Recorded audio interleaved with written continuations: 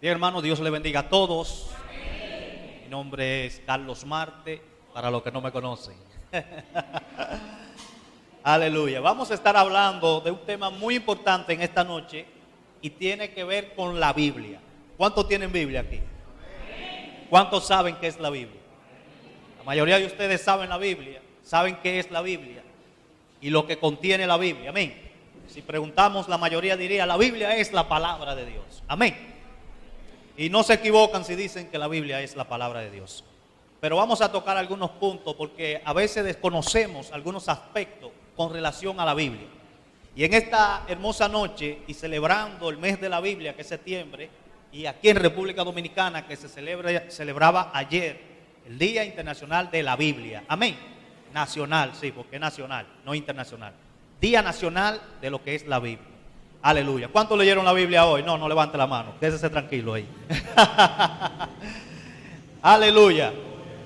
Bien, quiero hablarle acerca de contexto histórico. Vamos a tocar algunos puntos acerca de lo que es la Biblia y un poco acerca del contexto cultural con relación a lo que es la Biblia, la palabra de Dios, el enfoque judío, hebreo, israelita, como usted le llame, con relación a lo que es la palabra de Dios. Amén.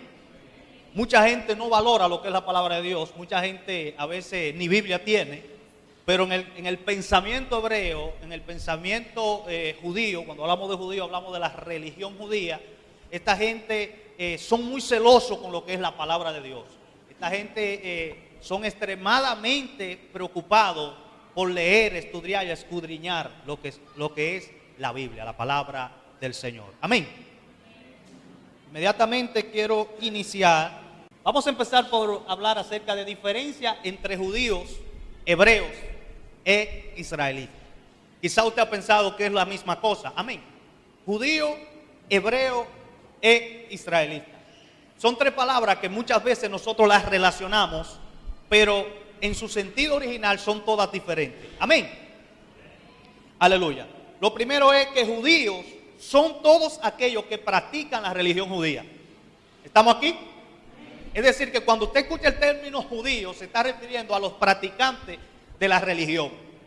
Es decir, que habrá muchas personas de otros pueblos que son judíos. Bien, ¿por qué? Porque practican la religión judía. Ellos tienen su ceremonia, su forma de involucrar a las personas a lo que es la religión judía. Cuando usted le están hablando de judíos, no le están hablando de los israelitas, ni de los hebreos, ni la gente de la tribu de Judá, sino a las personas que practican la religión judía. Cuando se habla de judíos, usted va a relacionar la palabra con la religión. ¿Estamos aquí? Lo segundo es que hebreo significa alguien que cruza al otro lado. Por eso a Abraham se le llama hebreo. ¿Por qué? Porque Abraham cruzó al otro lado. Por eso a los israelitas, cuando cruzan el mar Rojo, que estaban cautivos en Egipto, que cruzan al otro lado, también se le llama hebreo. Es decir, que el término hebreo no se relacionaba solamente con los israelitas, sino con todo aquel que cruzaba al otro lado. ¿Están aquí? Entonces quiero que diferenciemos las tres partes. Ahora, ¿qué es israelita? Israel son las personas que nacen y tienen ciudadanía con lo que es la nación. Amén. Es decir, las personas que adquieren nacionalidad en Israel, la ciudad, el pueblo, vamos hacia allá, cerca de Palestina, esos son los israelitas. Todo el que vive en esa nación que tiene ya su nacionalidad como israelita. Y Israel se compone de 10 y 2 tribus, donde complementan las 12 tribus. Pero hoy en día están todos mezclados ahí. ¿Cuántos están aquí? Entonces quiero que usted entienda que cuando escuche hebreo, cuando escuche israelita y cuando escuche judío, son tres términos diferentes. Porque a veces usted dice, yo soy el Israel espiritual, yo soy el judío, yo soy hebreo. Usted tiene que entender los tres puntos para que no se confunda. El idioma bíblico. Cuando hablamos de idioma bíblico, la Biblia se escribe en tres idiomas. El hebreo, el arameo y el griego. Entonces, el judío, una de las cosas que cree es que el hebreo es el idioma original el cual hablaba Adán. Es decir, que el judío tiene el hebreo, su idioma original, como algo también sagrado. Bien, por eso ellos son muy celosos porque ellos creen que ese era el idioma, el primer idioma, y ese era el idioma de Adán. ¿Están acá? Entonces, el segundo idioma parte del Antiguo Testamento se escribe, y el idioma que hablaban normalmente en el tiempo de Jesús era arameo. Arameo era una mezcla de lo que es el hebreo con el medo-persa. ¿Por qué medo-persa? Porque cuando Israel está cautivo en Babilonia, inmediatamente hay una mezcla de idiomas.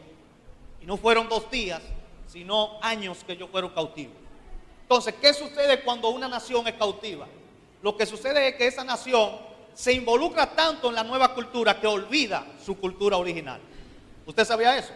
Si usted manda a sus hijos a Estados Unidos, puede ser, si lo manda pequeño, que a los 10 años ya ellos no sepan hablar bien español.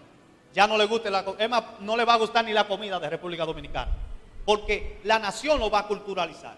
Y si usted manda a un niño a Estados Unidos por 10 años, imagínese, Israel duró 400 años en Egipto, ¿cómo cambió la cultura?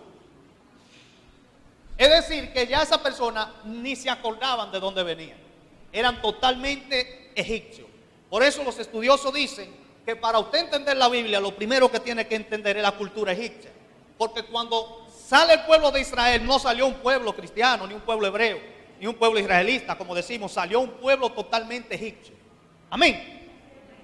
Totalmente egipcio. Por eso cuando se encuentran en el desierto, lo primero que ellos dicen es, pero ven acá, mejor devuélvanos, porque todo eso era nuevo. Y algo importante es que ellos no entran a la tierra prometida. ¿Sabe por qué? Porque ellos eran egipcios. Por eso no pueden entrar a la tierra prometida, porque la mente egipcia era una mente muy idólatra. Y usted puede ver en el desierto, lo que han leído la Biblia, cómo ellos se comportaban con relación a la idolatría. Porque eran totalmente egipcios. Imagínense, 400 años. ¿Cuántos años tiene República Dominicana? 200 años, por ahí, ¿verdad? Y en 200 años, mire donde nosotros hemos llegado. Imagínense 400 años.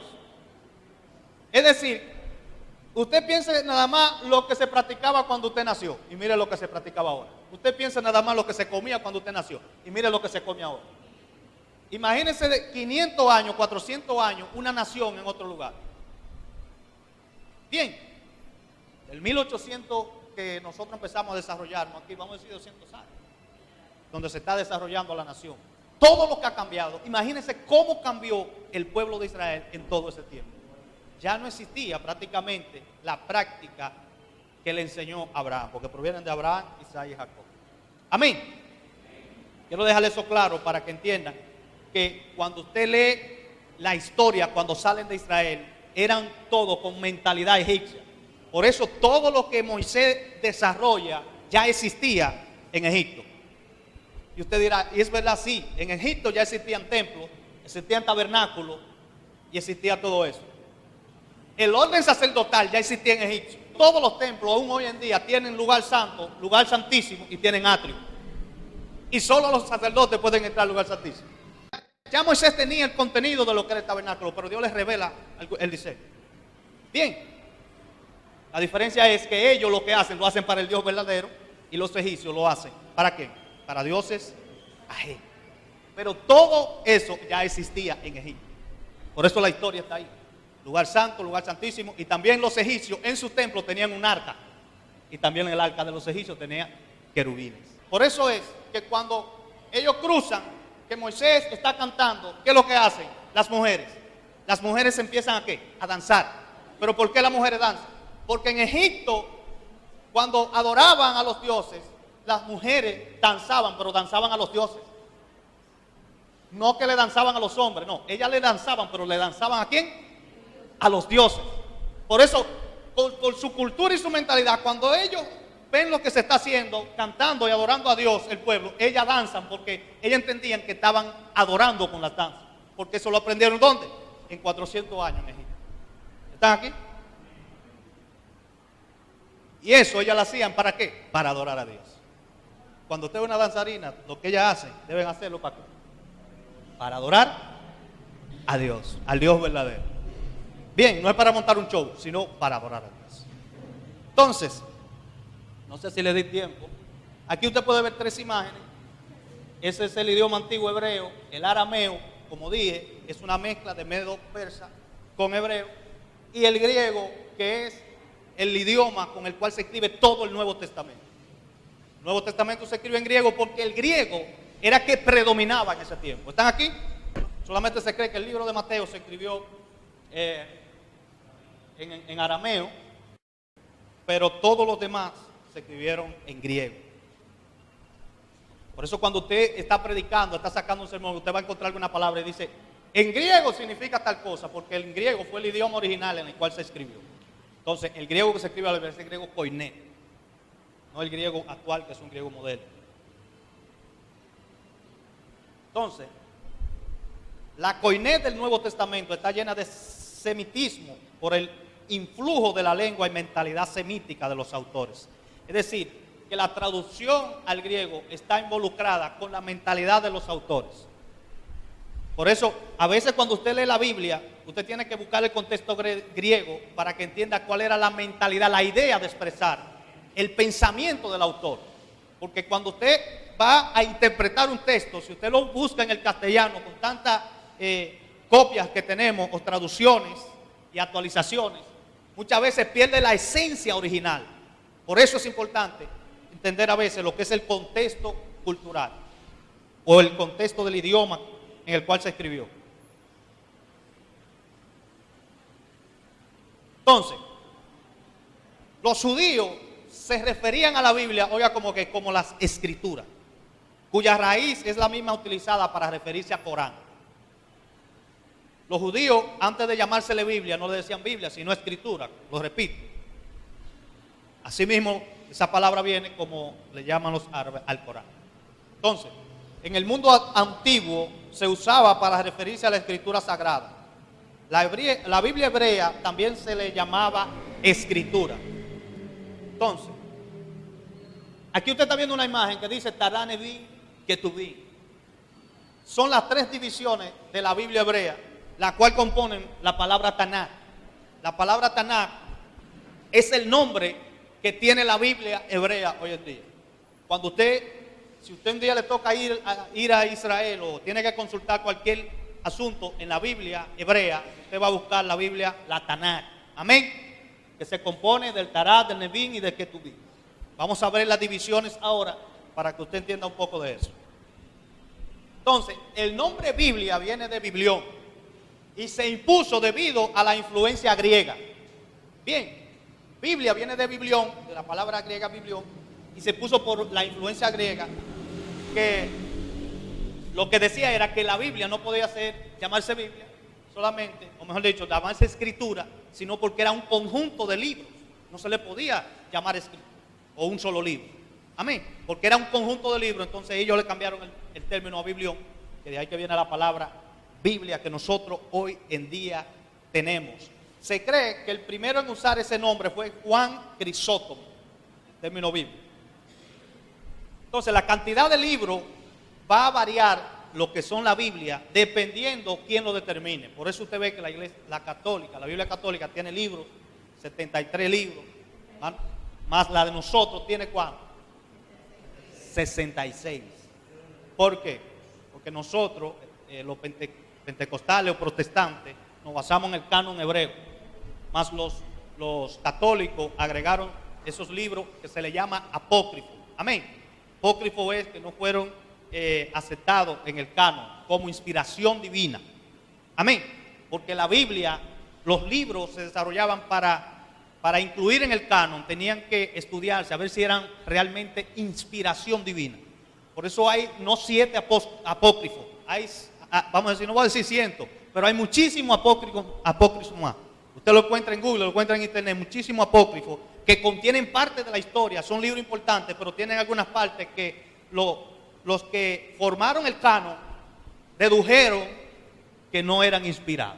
Bien, por eso en la Biblia hace mención de algunos de ellos. Usted encuentra el libro de Enoc en Judá, es un libro apócrifo que existe, y hay otros libros más que existen en lo que es la cultura hebrea, que para ellos son importantes, pero nosotros no lo leemos ni lo estudiamos.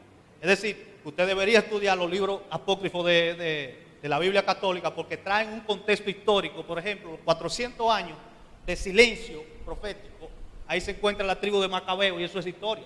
Los Macabeos, eso es historia. Toda esa historia es importante para entonces usted poder entender algunos aspectos que pasan en la Biblia que usted tiene. No sé si se ve bien, los que están atrás, que no le interese ver, pero esta es la división de la Taná. Ahí usted ve, la Taná se divide en lo que es la Torá, los profetas y los escritos. Los 5 primeros libros de la Biblia son la Torá. Entonces, luego siguen los profetas, que son los Nebim, que se dividen en los Risonim, que son profetas anteriores, se le llama profetas anteriores. ¿Por qué profetas anteriores? Quizá usted no había escuchado ese término, pero se llaman profetas anteriores porque en ellos se encuentran los profetas como Elías, ¿quién más? Eliseo y otros profetas. Por eso ellos los tienen divididos de esa manera. Y en ellos están Josué, jueces, Samuel y reyes. Entonces luego siguen los Aharonim o profetas posteriores, que son Isaías, Jeremías y Ezequiel. Entonces luego siguen los Ketanim, que son los profetas menores, que son 12. Ahí está la lista, de Osea a Malaquías.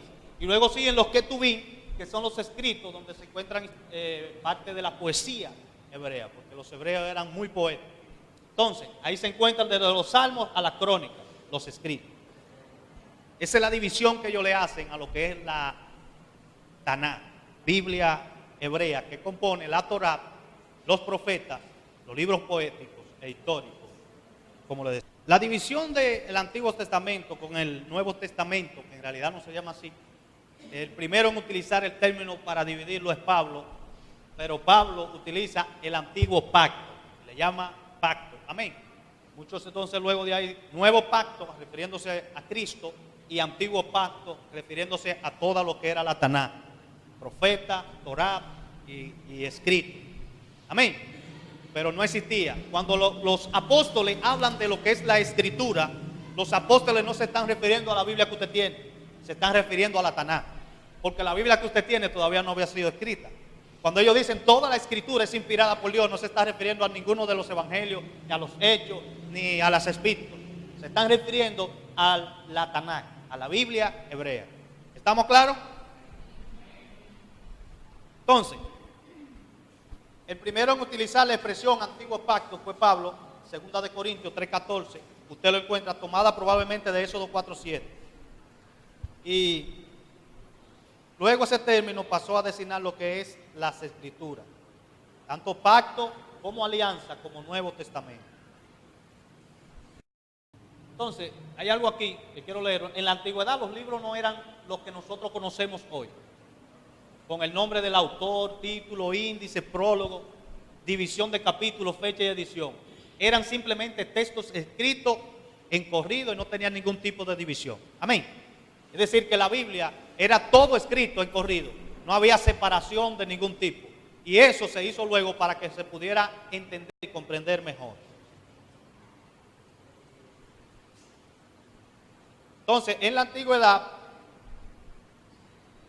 los cristianos dividieron los libros sagrados, primero en capítulos y mucho más tarde lo dividieron en versículos. A mediados del siglo III después de Cristo, alguien llamado Amonio de Alejandría dividió los evangelios en secciones breves y semejante a la práctica judía que desde muy temprano había distribuido, porque ya los judíos habían dividido en secciones lo que era la Torá. Conforme a su cultura, así mismo se leía los sábados, que era el día de reposo muy respetado para ellos. Entonces, más tarde dividieron los libros de un modo análogo. Ninguna de estas divisiones originales corresponde a la que hoy conocemos. Es decir, que las divisiones que usted tiene hoy no son las mismas que se dividieron al inicio. Entonces, la división actual de la Biblia en capítulos fue hecha por el cardenal Stephen Langton. Por el cardenal Stephen Langton fue el hombre al que le debemos la división de la Biblia en capítulos y versos. Entonces esta fue hecha por el cardenal Stephen Langton en 1228, hacia mediados del siglo XIII, dice ahí. Ok. Entonces la división del Antiguo Testamento en versículos fue obra del rabino adaptada por Santos Pagnini, se llamó el rabino, que dividió el Antiguo Testamento en versos. Quizá estos datos no sean tan importantes, pero le estoy haciendo la historia para que usted vea cómo llegó la Biblia y lo que ha pasado con relación para que usted hoy tenga esa Biblia tan preciosa en sus manos. Amén. Entonces conviene aclarar que a pesar de su utilidad como instrumento de referencia, la división tiene escaso o nulo como ayuda para analizar el sentido de los textos. De hecho, las divisiones con frecuencia son tan arbitrarias, involuntarias o erróneas que fácilmente puede originar faltas de interpretaciones. Lo que quiere decir eso es, al dividirse la palabra, es probable que aparezcan errores y que lo que dividieron los textos hayan sacado de contexto y algunas cosas se hayan distorsionado. Entonces pueden ser mal interpretadas. Bien, ¿por qué? Porque quizás la dividieron en capítulos, en versos y iban todas juntas. Y eso puede traer una mala interpretación en lo que es el texto. Entonces, algo importante, por ejemplo, ahorita vimos lo que son las letras hebreas que corresponden al alfabeto hebreo. Y los judíos, por ejemplo, el alfa de los judíos, cada cuerda del alfa representaba una letra del idioma. Y cada letra del idioma principal significa algo para ellos. Por eso el nombre de Yahvé son 4 letras. Y luego se amplían a lo que hoy usted tiene como Jehová. Una cosa es que el judío no menciona la palabra Dios, porque ellos entienden que sus labios son impuros para mencionar el nombre de Dios. Ellos no dicen Yahvé, por eso cambian la palabra a Adonai. Bien, usted no puede decirle a un judío Dios, porque lo miran mal. Ellos no mencionan la palabra Dios, porque ellos entienden que sus labios son impuros, inmundos, para mencionar el nombre de Dios. Entonces, el arpa, por ejemplo, cada cuerda representaba lo que era una letra del calendario. Y cuando alguien tocaba, estaba expresando con cada letra una expresión de adoración, que no es igual que ahora usted viene y empieza a tocar ahí como un loco. No, cada letra para ellos significaba, tenía un significado. Cada nota, sí. Cada letra era una nota y para ellos tiene un significado en el alma. El judío se toma muy en serio lo que es la adoración. El judío no viene a pararse aquí de a buscar canciones. Ellos se preparan antes porque ellos entienden que para Dios se le da lo perfecto y se le da lo mejor.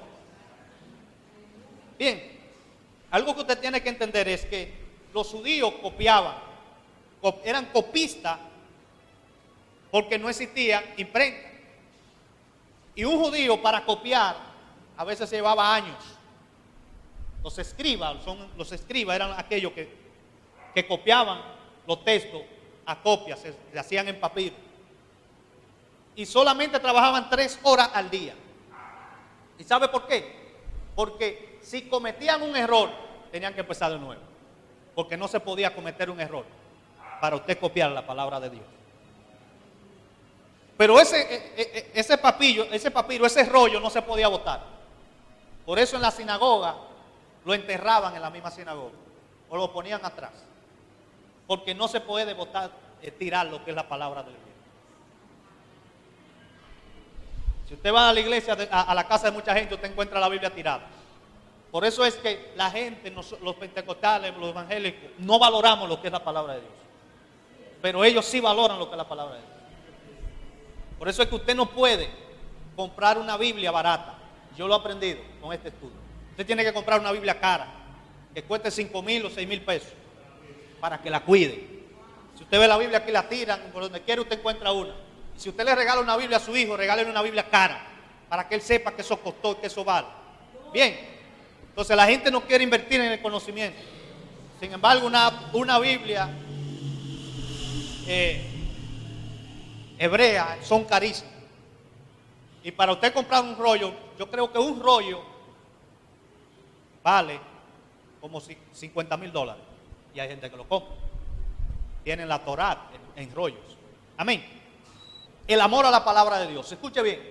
Los judíos, usted lo encuentra a las 11 de la noche, orando en el muro de los lamentos y leyendo la Torá.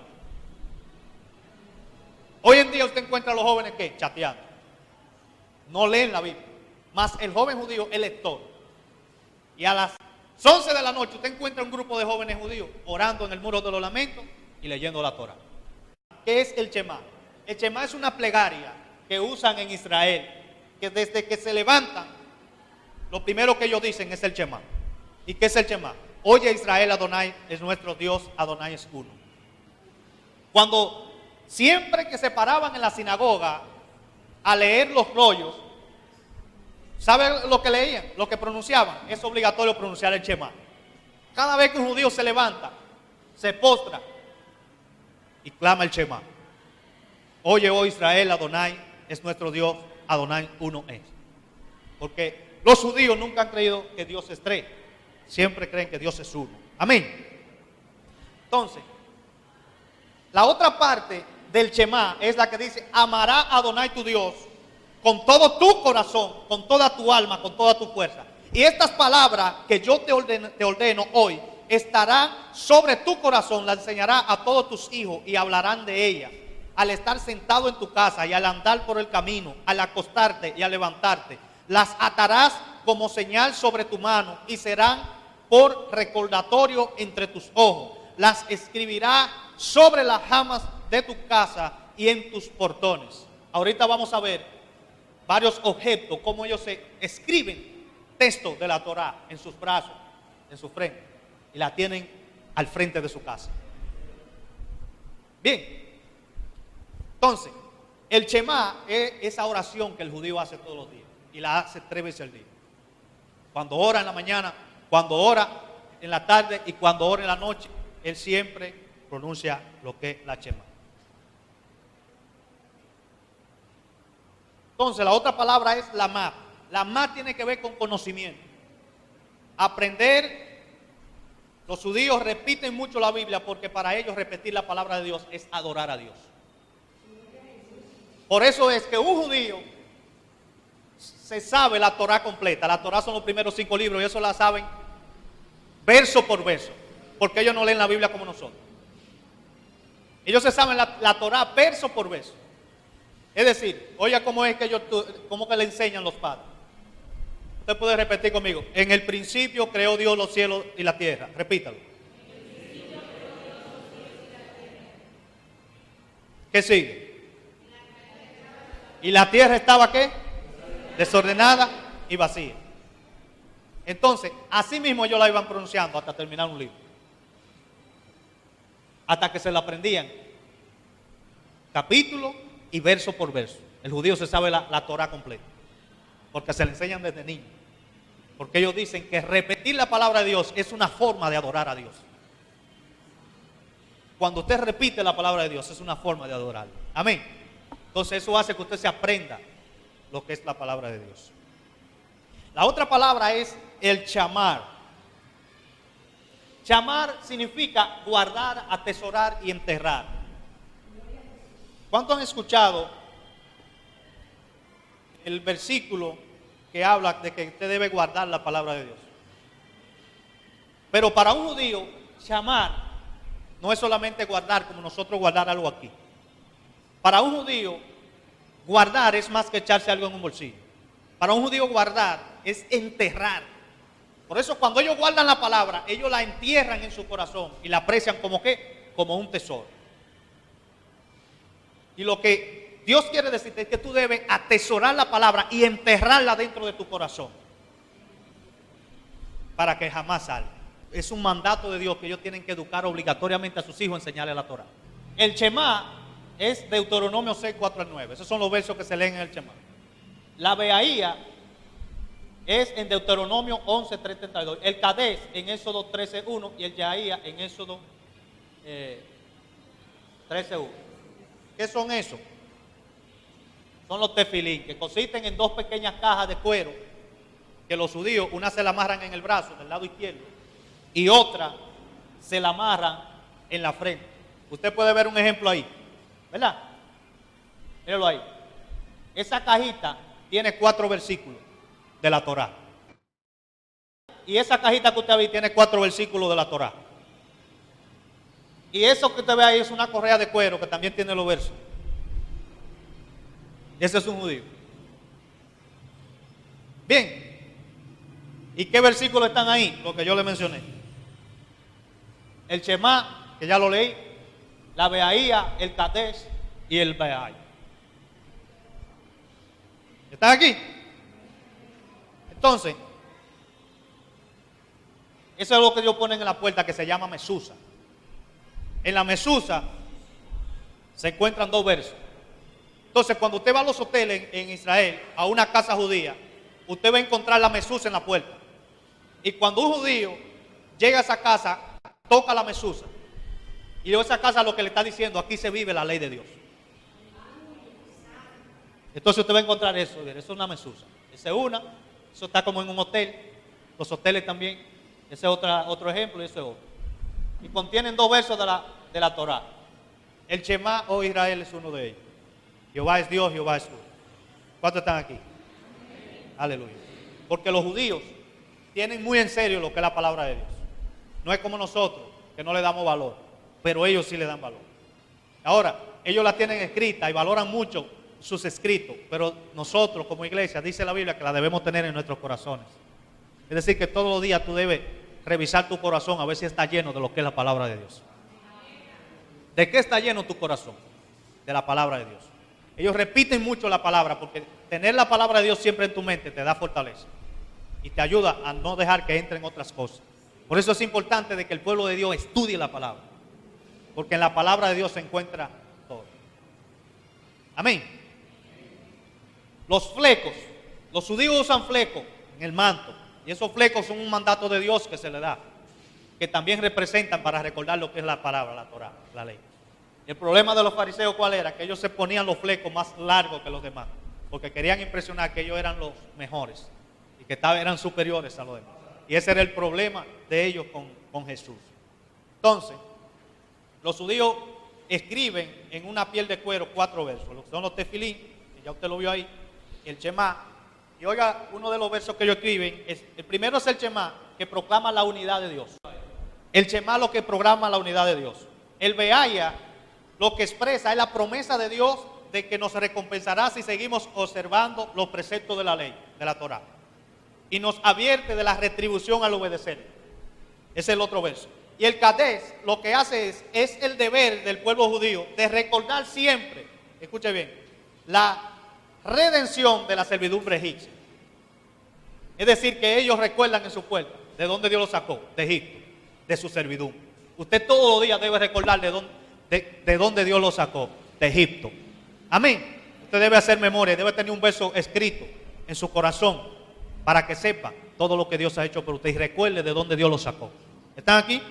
Y lo último es el Beaya, que es el Éxodo 13, que es la obligación de todo judío, escuche bien, informar de esto a sus hijos. El judío tiene una obligación por mandato de Dios de informar de lo que es la ley, la Torá, lo que es la Biblia, la palabra de Dios a sus hijos. Usted tiene una obligación de enseñar a sus hijos la palabra de Dios. Amén. Usted es responsable de que sus hijos conozcan lo que es la palabra de Dios. Entonces, escuche bien. Una de las cajas del tefilín es colocada sobre el brazo izquierdo. ¿Por qué? Porque está cerca del corazón. Y la otra está colocada en la mente. Mírala allá, en la cabeza. ¿Por qué? Para que esté cerca de la mente. Y esto tiene un significado, porque para ellos todo tiene significado. Entonces, ¿qué es lo que enseña esto? Que debemos dedicarnos a Dios en todo lo que pensamos, sentimos y hacemos. Eso es lo que enseña. Debo dedicarme a Dios en todo lo que yo pienso y en todo lo que siento. Por eso está cerca del corazón, la mente que piensa y el corazón que la emociona. También nos enseña que no debemos ser gobernados únicamente por los impulsos del corazón, sino, a no ser que esto nos lleve al error y la transgresión, ni a ser gobernados solamente por la razón, pues esto puede llevar a crudo materialismo. Debe haber una combinación entre tu corazón y tu mente. Amén. Entonces, para un judío, una palabra que nosotros decimos mucho es amén. Pero para un judío, amén no es tan sencillo como nosotros lo repetimos. Cuando un judío dice amén, significa que él es fiel a eso que dijo. Fiel a eso que dijo. Sin embargo, nosotros decimos amén. Mañana, ¿cuántos vienen para el culto? Amén. Pero usted no viene. Si un judío dijo amén, bien, porque él es fiel a lo que dice. Significa ser fiel a lo que él está diciendo. Si él dijo mañana voy a limpiar, mañana está aquí, porque es fiel a eso. Bien, que los judíos en el tiempo de Jesús tenían 3 vestidos. Tenían uno para trabajar, tenían uno para ir al templo y tenían uno para ir a la sinagoga. Cuando usted veía a un judío caminando, usted sabía para dónde ir. Y la ropa representaba quién tú eres, porque los romanos identificaban quién tú eres, dependiendo de la ropa y los colores. Por ejemplo, los musulmanes en Egipto, las mujeres visten de negro. Y el negro en Egipto no es lo que simboliza aquí, simboliza esperanza. Pero ¿cómo identifican las mujeres? Por el cinto. Dependiendo del color del cinto, se identifica el tipo de persona que está debajo de esa ropa negra. Amén. Entonces, los judíos, como le dije, no tenían más de 3 vestidos. Recuérdese que tenían un vestido solamente para poner cuando iban a la fiesta, que era anual. ¿Cuántos vestidos usted tiene? ¿Cuántos tienen 3 vestidos aquí? Uno para venir a la iglesia, uno para trabajar y otro para diciembre venir al culto.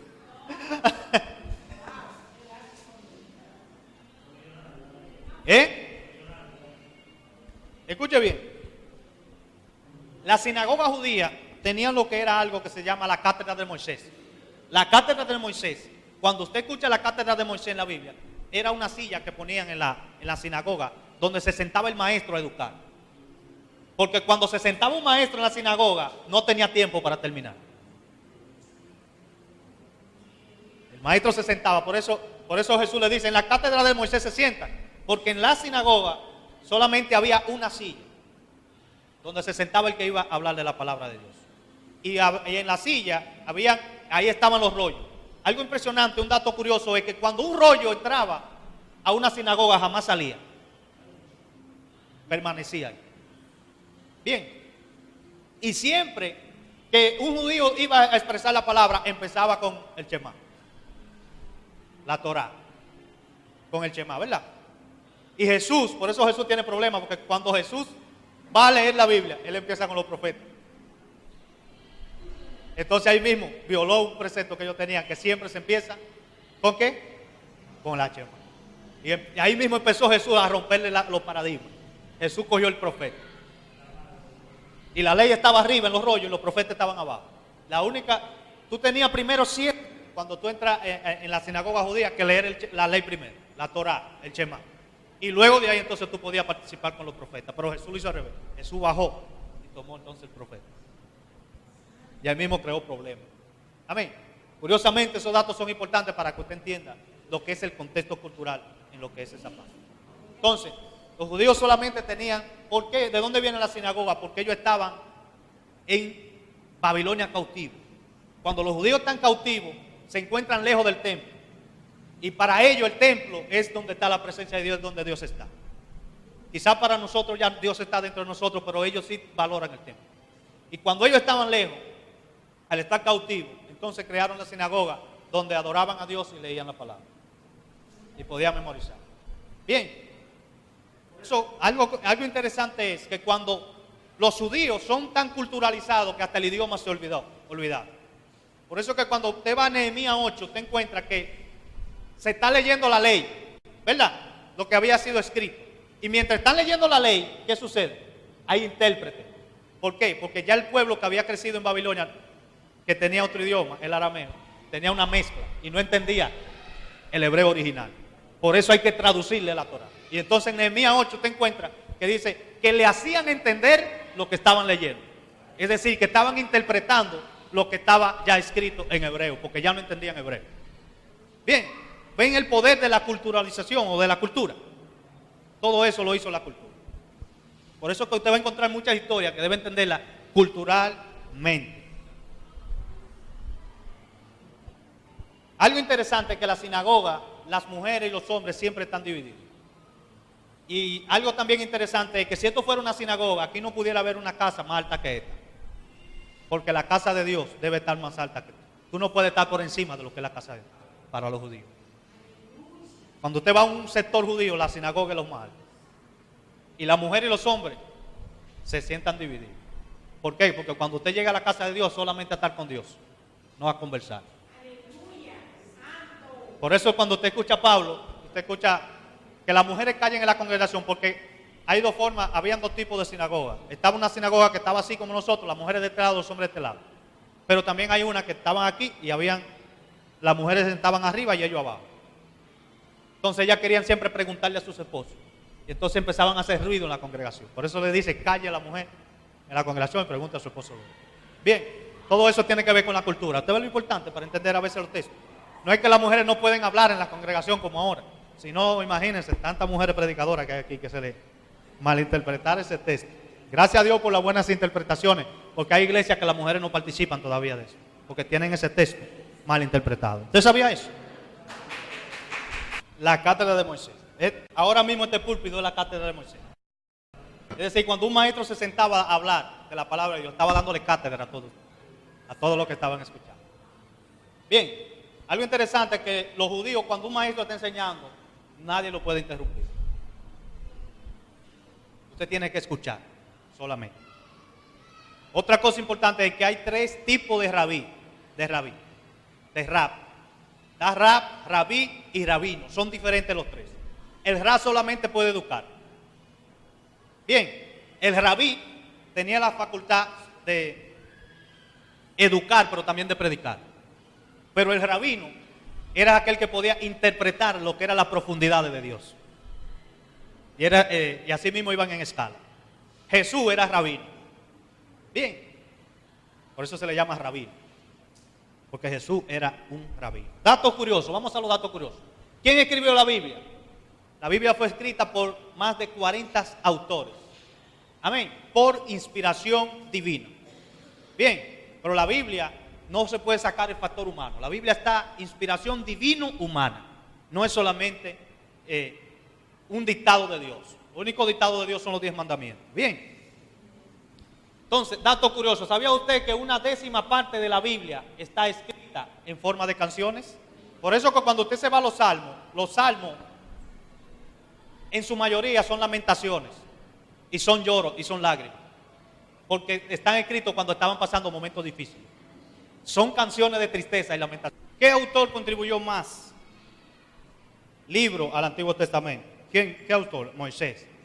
Moisés escribió los primeros 5 libros, se le atribuyen a Moisés, llamado el Pentateuco, la Torá. Y están en forma, y estos forman lo que es la simiente de la Biblia. La Torá es la simiente de la Biblia. Entonces, otro dato es, ¿qué autor contribuyó con más libros para el Nuevo Testamento? ¿Quién? Pablo, ¿verdad? Pablo escribió 14 libros, más de la mitad del Antiguo Testamento. Otro dato curioso es, ¿cuántas palabras tiene la Biblia? Bueno, la Biblia King James tiene 746 palabras. Y es una de las Biblias que está de las últimas copias, que fue traducida de las últimas copias de los originales. No hay originales, pero sí hay copias antiguas, que están cerca de los originales, pero no hay originales.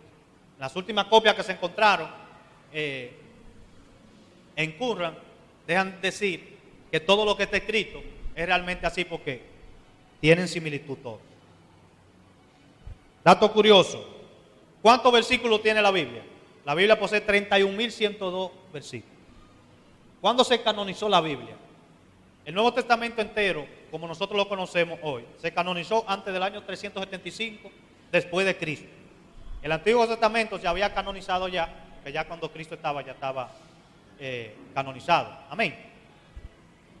Entonces, ¿qué libro de la Biblia no menciona a Dios, por ejemplo? El libro de Esther. No menciona a Dios. ¿Qué significa canonizar?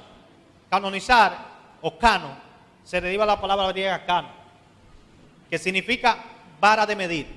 Bien, entonces, ¿qué era lo que se hacía? Se medían los libros para ver si tenían inspiración divina o no tenían inspiración divina, para ver si podían ser parte de lo que era el canon. Entonces, estos libros se convirtieron en la colección de libros o escritura que usted conoce hoy, lo que pasaron por el canon, aceptados por los apóstoles y por la dirección de la iglesia primitiva como una base para la creencia cristiana. ¿Cuándo se imprimió la Biblia? La Biblia fue impresa en 1454 después de Cristo por Johannes Gutenberg, quien inventó la imprenta. La Biblia fue el primer libro alguna vez impreso con éxito. No fue el primer libro que se imprimió, pero fue el primer libro que se imprimió y tuvo éxito en el mundo. Bien, porque él imprimió un libro antes. Entonces, es decir, que la Biblia ha sido el libro más exitoso que se ha impreso. Y sigue siendo el libro más vendido aún hoy en día. ¿Usted sabía de dato? Y el más leído. ¿En cuántos idiomas se tradujo la Biblia?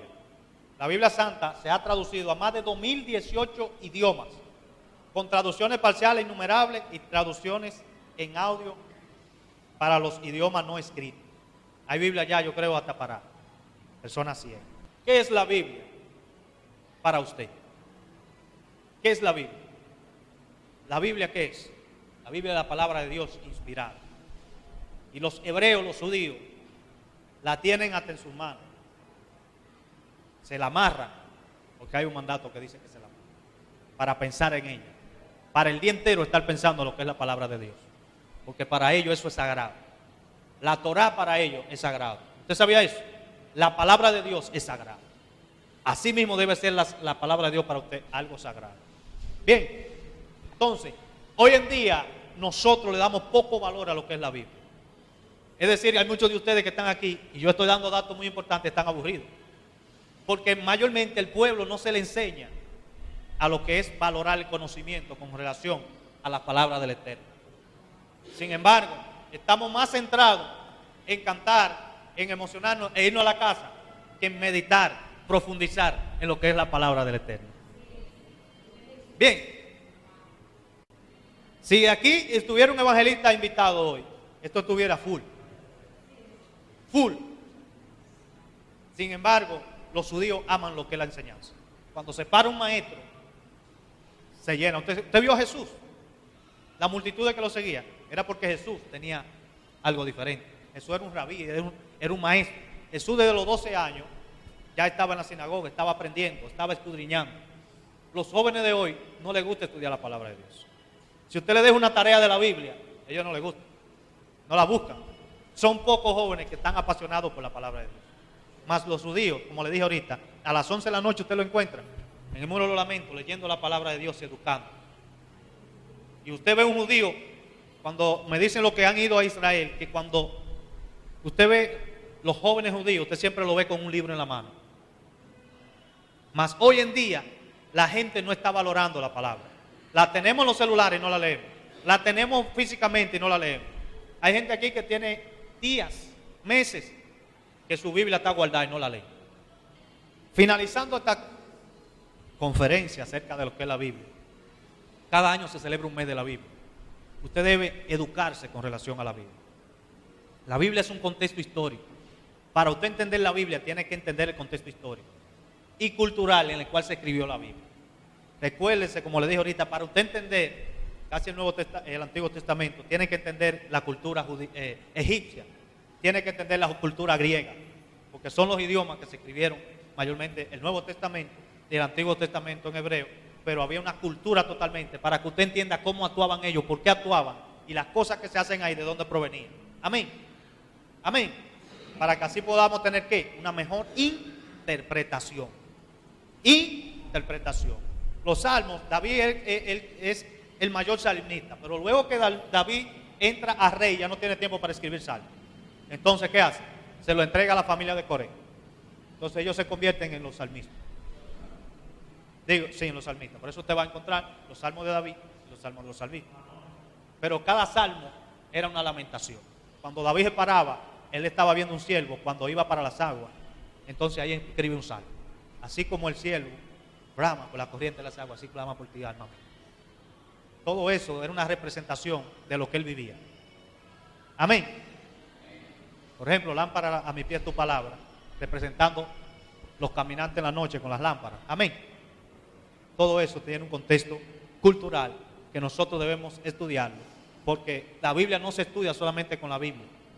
Usted tiene que tener diccionario, tiene que tener varias versiones y tiene que tener otros libros que le van a ayudar para usted entender la Biblia. Y usted dirá, no, porque Dios me la revela. Dios te puede iluminar en un texto, pero hay muchas cosas ahí que por más que tú, si tú no te vas a la Biblia y a los historiadores, tú en verdad no la vas a entender. Por ejemplo, los apellidos, mayormente en la Biblia, son las ciudades donde pertenecía la persona. Por eso, Magdalena, Marta de Magdalena, María Magdalena, ella era de Magdala, por eso le dicen Magdalena. Bien, y cuando no se sabía el apellido de una persona, entonces le decían el nombre y la ciudad. Y hay muchos nombres que usted encuentra en los evangelios ahí, que lo que se está diciendo, Arimatea, por ejemplo, José de Arimatea, porque no se sabía el apellido, pero se sabían la ciudad de donde era. Por eso se le ponía la ciudad de apellido. Entonces usted encuentra, pero era que tenía apellido. No, era que era de esa ciudad. Bien. Amén. Entonces, el objetivo principal de esto es que usted empiece a valorar la palabra de Dios. Que usted haga como los judíos. Si tiene que amarrarse un brazo con un cuero, porque los cueros que ellos se amarran eran sagrados, eran de pieles sagradas conforme a su mentalidad. Ellos no cogían de que cualquier piel, era una piel de algo perfecto, de una oveja perfecta, tenía que ser, para ellos poder escribir los versos bíblicos. Pero cuando ellos quieren pecar, se miran ahí. La palabra de Dios. Usted sabe que cuando un judío ve a una mujer, baja la cabeza para no ser tentado. Y usted dirá, usted va pasando ahí, quizá usted que no es de su cultura, va pasando bien sexy, y ellos hacen así. ¿Qué es lo que ellos están haciendo? No, para no ser tentados hacen eso. Le di una estrategia para los que están siendo tentados. Ya saben la estrategia judía, cuando usted se sienta tentado y tentada, baje la cabeza. Oye, el tipo está, baje la cabeza. ¿Y qué es lo que te pasa? No quiero ser tentado. Amén. Entonces, los judíos tenían, haciendo la conclusión, tenían la palabra escrita, algunos en las manos. Se la aprenden desde niños, desde los 5 años se aprenden la Torah. Los judíos tienen la mesona, que es una plaquita que la ponen en las casas, que les recuerda las 4 cosas que mencionamos. Y cuando alguien entra, la toca y ora. Y eso es lo que significa que en esa casa se sirve al Dios verdadero. Se vive la palabra de Dios. Usted tiene que comprarse una mesona para que la ponga en su casa. Y cuando lleguen los impíos y la gente digan, ¿qué es eso? Eso es lo que significa que aquí se vive la palabra de Dios. No sé si la venden. Pero usted puede poner otro tipo. Muchas casas ponen verso bíblico, esa sería la mesona. Que nosotros no le damos el valor necesario a la palabra de Dios e invertimos poco también en eso. Me llamó mucho la atención esta mañana cuando me levanto, que tomo la palabra, tomo la Biblia y estoy leyendo en el capítulo de Hechos 19 y observo ahí que los hechiceros que se habían convertido, se habían abrazado la fe cristiana, los libros que ellos traían para quemarlos, entiéndase bien, hechiceros, los libros que ellos traían para quemarlos, dice que el dinero era inmenso, 50,000 monedas de plata o denarios. Ya usted puede saber si ellos invertían y eran brujos hechiceros. Y nosotros invertimos poco en eso, ¿verdad? Y le damos poco valor a lo que es la palabra de Dios. Oigan, estos hechiceros hacían inversiones cuantiosas para enriquecer su conocimiento y estar actualizados con lo que ellos estaban haciendo. Amén. Amén. Aleluya. Bien, ¿alguien tiene una pregunta, aclaración o aporte? Eri, dámele el micrófono a Eri, por favor. Amén. Aportando un chingo lo que dijo mi hermano Ismael, es que tenemos tan ameno lo que es, o al menos lo que es la palabra del Señor, con respecto a lo que es, como te digo ahorita, comprar una Biblia o algo. Hay personas que, cuando tú le miras, yo he reclamado mucho, yo él lo sabe, a personas que lo que tienen en su Biblia yo no sé si llamarle Biblia porque es un desorden, y, sin pergamino y todas esas cosas, pero cuando usted le ve el celular cuesta más de 5,000 pesos. Entonces, le da más importancia a lo que es terrenal que a lo que es eterno. Y otra cosa, hermano Carlos, si me puede ayudar ahí, yo he entendido que los niños, cuando le celebran el Bar Mitzvah, a la edad de 12 años, lo que ellos hacen en frente de la multitud es recitar la Torá. Eso es lo que se celebra, eso es lo que se llama como el Bar Mitzvah, amén.